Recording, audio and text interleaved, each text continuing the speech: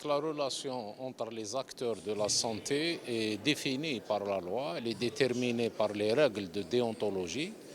Et donc le médecin prescrit, le pharmacien dispense. Nous avons dans la chaîne pharmaceutique aussi les distributeurs et bien sûr nous avons les fabricants et importateurs. Donc la réglementation définit les relations entre chaque acteur, surtout que chaque acteur dispose d'un pharmacien responsable, d'un pharmacien directeur technique, et donc qui, lui, supervise toutes les activités pharmaceutiques dans les établissements pharmaceutiques.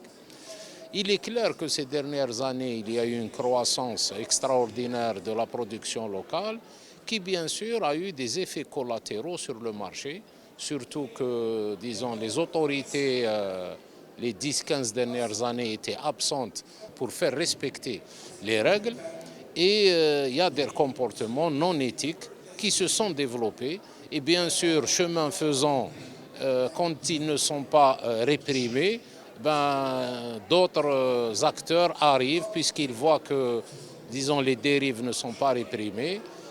Aujourd'hui, le Conseil national de l'ordre des pharmaciens est déterminé, selon son président, à lutter et à sévir contre ces pratiques.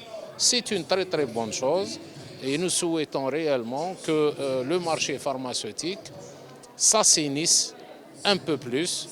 Bien sûr, il ne faut pas perdre de vue que nous sommes un secteur où l'informel n'a pas de place comparé à tous les autres secteurs où nous avons des entreprises et des acteurs citoyens qui payent leurs impôts et qui travaillent avec une profession très très réglementée. Vous savez, le défi pour les pharmaciens, là où ils sont, qu'ils soient dans les usines, dans les entreprises des établissements de distribution, ou bien les pharmacies d'officine ou les pharmaciens hospitaliers, il ne faut pas perdre de vue qu'on est tous là pour le malade. On est tous là pour servir le patient. Certains l'oublient malheureusement. C'est notre vocation première. Et donc on est là aussi comme un outil pour accompagner les objectifs de santé publique. Notre pays est arrivé à couvrir quand même une grande partie, plus de 60% de ses besoins. En 10 ans, nous avons fait un très grand saut. Les défis, si vous voulez, c'est déjà un a été relevé. C'est qu'on a pu faire face à la pandémie grâce à notre tissu industriel, grâce à nos fabricants et grâce à la mobilisation de tous les acteurs de la santé. Les futurs défis seront d'aller sur des aires thérapeutiques qu'on ne maîtrise pas encore et surtout d'aller sur l'export.